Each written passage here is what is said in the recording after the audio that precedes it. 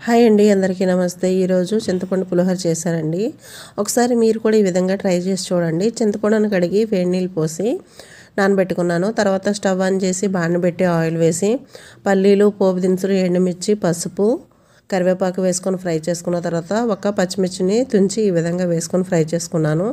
తర్వాత చింతపండులో ఉప్పు వేసుకొని బాగా మెత్తగా ఈ విధంగా గుజ్జులా చేసి గుజ్జుని ఈ పోపులో వేసి ఈ గుజ్జంతా కూడాను అందులోని వాటర్ అంతా పోయేంత వరకు, నూనె పైకి తేలేంత వరకు ఫ్రై చేసుకున్నాను.